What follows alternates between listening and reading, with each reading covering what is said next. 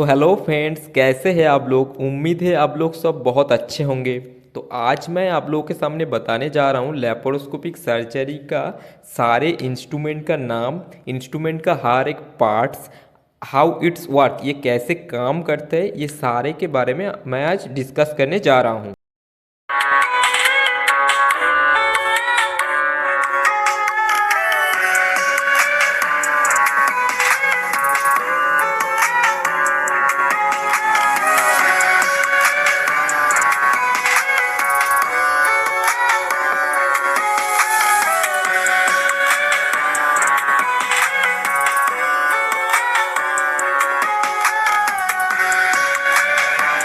So first of all I want to told that मेरा पिछले video में एक कमेंट आया था कि सर अब लेप्रोस्कोपिक सर्जरी के बारे में भी वीडियो बनाइए।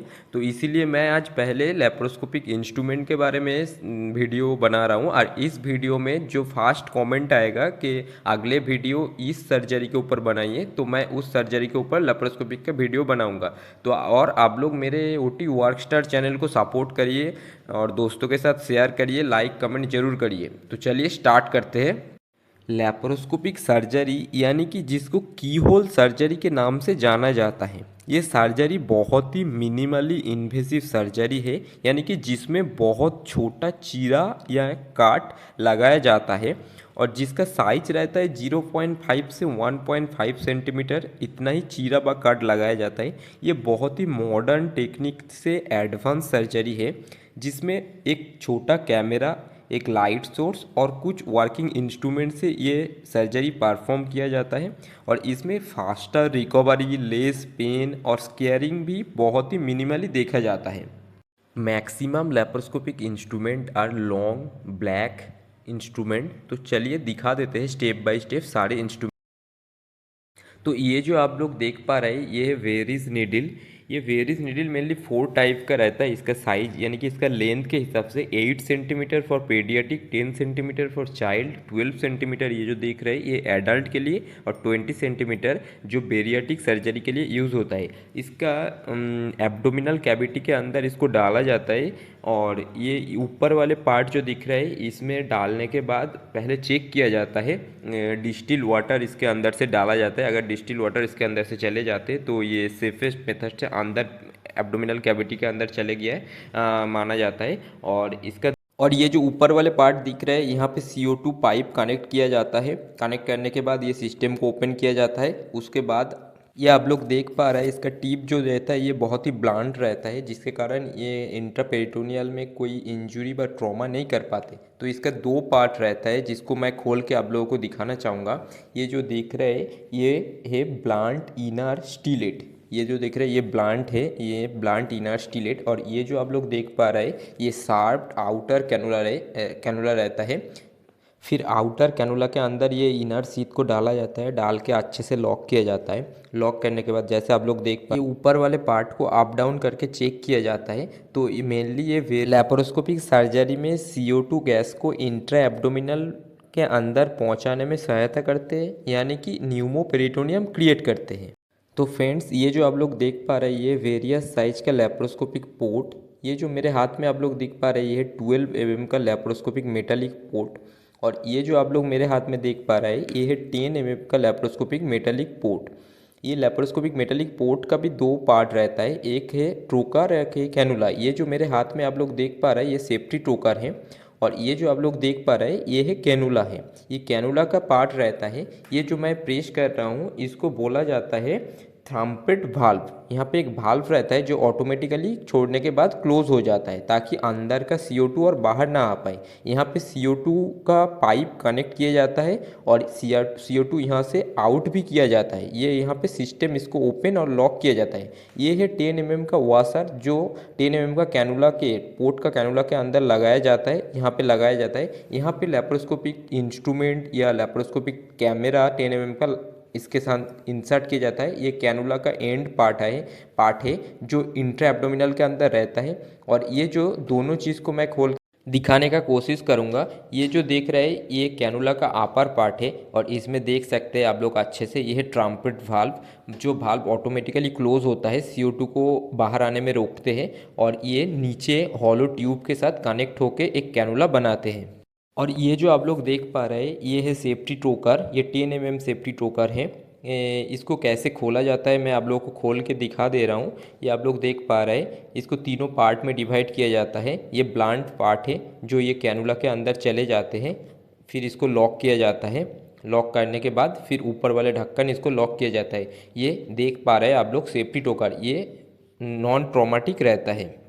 ये सेफ्टी टोकर 10 mm कैनुला के अंदर जाते हैं और create a laparoscopic 10 mm port.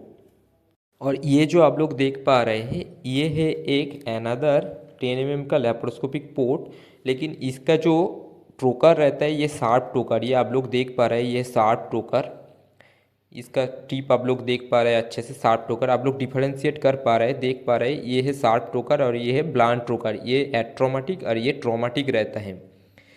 और ये जो 10 mm पोर्ट आप लोग देख पा रहे हैं, ये 10 mm पोर्ट में भी थम्पेड वाल्व देख रहा है आप लोगों को। ये रिड्यूसर रहता है, ये रिड्यूसर का काम रहता है 10 mm पोर्ट के अंदर दो डिफरेंशिएट साइज का इंस्ट्रूमेंट यूज़ करने के लिए। ये आप लोग देख पा रहे हैं 10 mm साइज का ये एक इंस्ट्रूमेंट इसके अंदर से सीधा चले गए और इसको फिर उसके बाद आपको क्या करना है, ये रिड्यूसर को फिर धीरे धीरे क्लोज करना है। क्लोज करने के बाद फिर आप लोग देख पा रहे हैं ये 5 mm साइज का एक इंस्ट्रूमेंट इसके अंदर से चले गए। तो बहुत डिफरेंशिएट साइज का इंस्ट्रूमेंट इसके अंदर से पास करने के लिए ये रिड्यूसर और काम में लिया जाता है।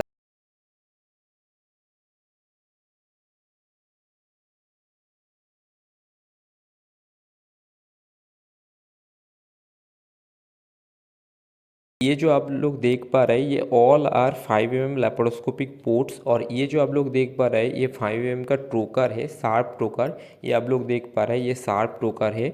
और ये जो देख पा रहे हैं ये कैनुला है 5 mm का। और ये जो आप लोग देख पा रहे हैं इसको बोलते हैं गैस वेंट। यहाँ पे CO2 कनेक्ट भी किया जाता है और CO2 रिलीज़ भी किया जाता है।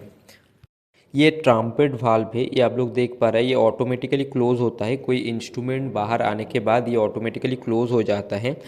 और ये जो आप लोग देख पा रहे हैं ये 5 mm का वॉशर है। ये 5 mm का वॉशर जो कैनुला के ऊपर में है लगाया जाता है।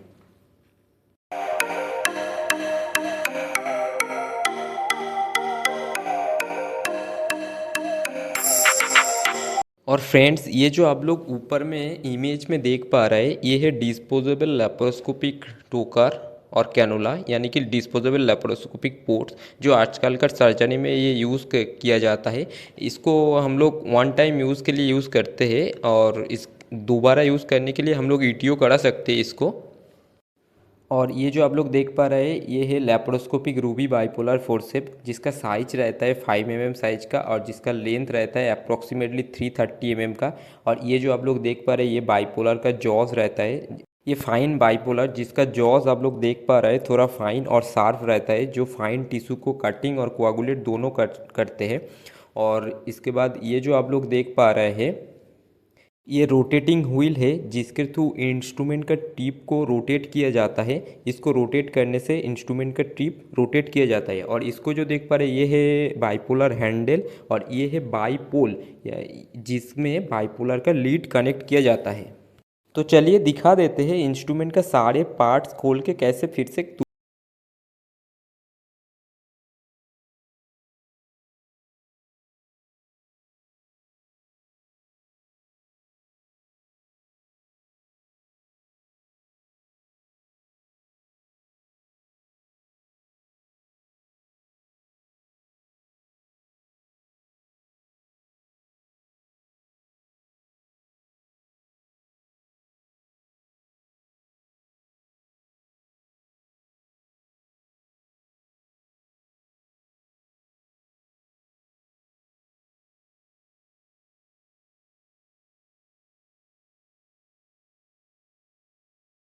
और एक टाइप का बाइपोलर आप लोग देख पा रहे हैं, इसका जॉ आप लोग देख पा रहे हैं ये जॉ फ्लैट है। पहले बाइपोलर से इसका जॉ देख सकते हैं ये फ्लैट बाइपोलर है। तो आप लोग कमेंट करके ज़रूर जानना आपके उधर लेप्रोस्कोपिक सर्जरी में कितने टाइप का बाइपोलर यूज़ करते हैं। तो फ्रेंड्स, ये जो आप लोग देख पा रहे हैं ये लेप्रोस्कोपिक नीडल होल्डर, ये मेनली 5 mm का रहता है इसका साइज, और लेंथ रहता है 330 mm का लेंथ रहता है। ये जो मेरे हाथ पे देख रहे हैं ये we safe laparoscopic needle holder, ये नीडल होल्डर का हैंडल है। और ये जो लंबा पार्ट आप लोग देख पा रहे हैं ये है लेप्रोस्कोपिक का सेप्ट, और ये है लेप्रोस्कोपिक का टिप एंड यानी कि जॉ। तो यहाँ पे ये सेल्फ रिटेनिंग नीडल होल्डर है। या तो ये सेल्फ रिटेनिंग क्यों, इसका हैंडल को एक बार वन टाइम दबाने से ये रैचेट क्लोज होता है और ये लॉक हो जाते हैं। यार इसके ऊपर में एक छोटा बटन है जिसको दबाने से फिर ये रीओपन हो जाते हैं। और ये जो देख रहे हैं ये टॉर्च टाइप नीडल होल्डर यानी कि गन टाइप नीडल होल्डर है, ये आप लोग देख पा रहे हैं। ये नीडल होल्डर का टिप एंड है यानी कि नीडल होल्डर का जॉज है ये। और ये जो लंबा पार्ट देख रहे हैं ये नीडल होल्डर का सेप्ट है, और ये नीडल होल्डर का हैंडल है जिसमें रैचेट लगा हुआ है, जिसको दबाने से ये रैचेट क्लोज होता है। और इसके ऊपर जो छोटा वाला बटन इसको दबाने से ये फिर रीओपन होता है। ये नीडल होल्डर का मेन काम रहता है एंडो सुचरिंग करने के लिए, ग्रैस्पिंग करने के लिए, इंटरकॉर्पल नॉट ट्राइंग करने के लिए ये नीडल होल्डर काम में लिया जाता है। तो फ्रेंड्स, ये जो आप लोग देख पा रहे हैं ये लेप्रोस्कोपिक लेगा क्लिप एप्लीकेटर, ये 400 mm का रहता है, और ये 10 mm का साइज में रहता है ये लेगा क्लिप एप्लीकेटर। और ये जो आप लोग इसका टिप एंड यानी कि इसको जॉज देख पा रहे हैं, यहाँ पे क्लिप फंसाया जाता है। और ये जो आप लोग देख पा रहे हैं ये है 300 mm का क्लिप एप्लीकेटर जो 10 mm साइज का है। और ये इसका रोटेटिंग व्हील से जिसके साथ थ्रू इंस्ट्रूमेंट को रोटेट किया जाता है, ये उसका हैंडल है, और ये उसका जॉज है जहाँ पे क्लिप को लगाया जाता है। ये जो देख पा रहे हैं ये 300 mm का लेगा क्लिप है।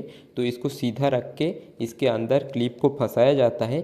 फंसाने के बाद यहाँ कहाँ कहाँ सिस्टिक आर्टरी, सिस्टिक डक्ट या कोई और वेसल्स को लाइगेट करने के लिए काम में लिए जाते हैं। दिस ऑल आर लेप्रोस्कोपिक ग्रेस्पर, ये 5 mm का ग्रेस्पर है और इसका लेंथ रहता है 320 mm का।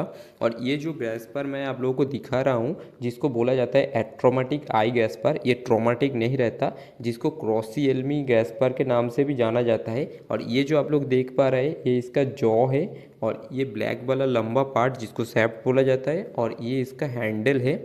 और ये ग्रेस्पर को कैसे खोला जाता है, कैसे फिट किया जाता है, तो उसको मैं दिखा दे रहा हूँ। ये हैंडल के ऊपर आप लोगों को एक ब्लैक कलर का बटन दिख रहा है, इसको प्रेस करके बाहर की तरफ खींचना है। उसके बाद आपको क्या करना है, ये जॉ को पकड़ के रोटेट करना है धीरे धीरे। ये रोटेट करने के बाद ये आप लोग देख पा रहे हैं धीरे धीरे इसका जो इंसर्ट, ये मेटालिक इंसर्ट स्टेनलेस स्टील का बना हुआ है, ये अलग हो गया। और इसका आउटर कवरेज जो ब्लैक कलर का नॉन मेटालिक रहता है वो भी अलग हो गया। ये है इसका non metallic outer coverage. Then outer coverage के अंदर में इंसर्ट को डाला जाता है और इसको लॉक किया जाता है। लॉक करने के बाद ये हैंडल को अच्छे से ओपन कर लिया जाता है। ओपन करने के बाद इसको जेंटली धीरे धीरे इसके अंदर डाल के लॉक किया जाता है। ये देख सकते हैं इंस्ट्रूमेंट फिर वर्केबल हो गया। तो आप लोग देख पा रहे हैं ये इंस्ट्रूमेंट फिर से काम करना स्टार्ट कर दिया। और ये इसका रोटेटिंग व्हील है जिसको रोटेट करके इंस्ट्रूमेंट का टिप पार्ट को रोटेट किया जा सकते हैं।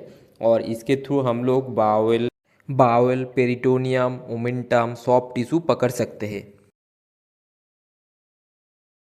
तो फ्रेंड्स, और ये जो ग्रेस्पर आप लोग देख पा रहे हैं इसको बोलते हैं एट्रोमेटिक बाउल ग्रेस्पर। इसका लेंथ रहता है 320 mm और इसका साइज रहता है 5 mm साइज का। और इसका काम रहता है बाउल को होल्ड करना।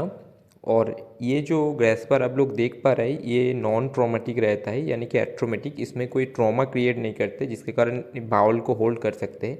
और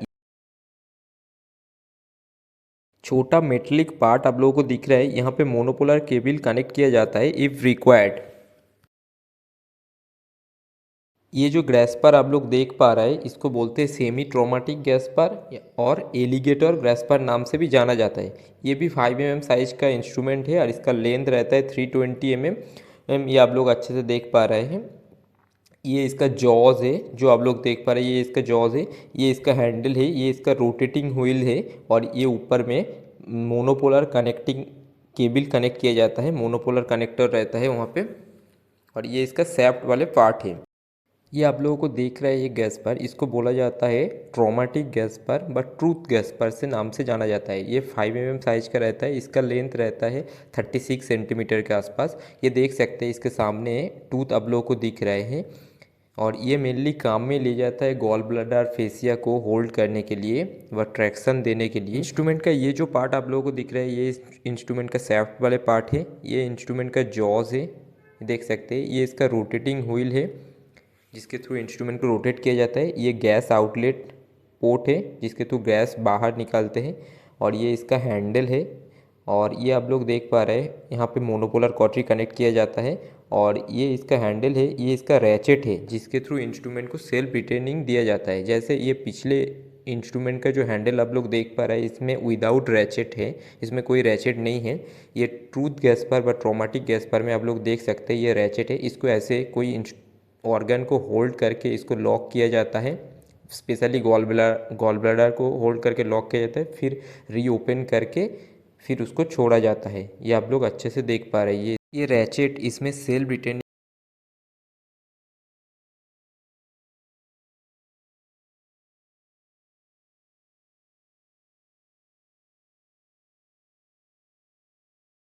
friends, this is laparoscopic metallic suction irrigation cannula. ये 5 mm साइज का रहता है। इसका लेंथ रहता है 330 mm। इसका जो टिप रहता है ये देख सकते हैं ये ब्लॉन्ट रहता है। इसमें इसका साइड में मल्टीपल होल्स रहता है टू प्रिवेंट टिश्यू क्लॉजिंग। ये स्टेनलेस स्टील का बना हुआ सक्शन कैनुला, यहाँ पे इसका इरिगेशन कनेक्ट किया जाता है और यहाँ पे इसका सक्शन कनेक्ट किया जाता है। और इसमें जो ये देख पा रहे हैं इसको इसका हैंडल बोला जाता है। ये हैंडल का मेनली ये इसका फीचर्स क्या है, इसमें थ्रम्पेट स्टाइल से बना हुआ है। यानी कि इसमें 2 वे थ्रम्पेट वाल्व रहता है जिसको डाउन करने से इरिगेशन और अप करने से सक्शन का काम।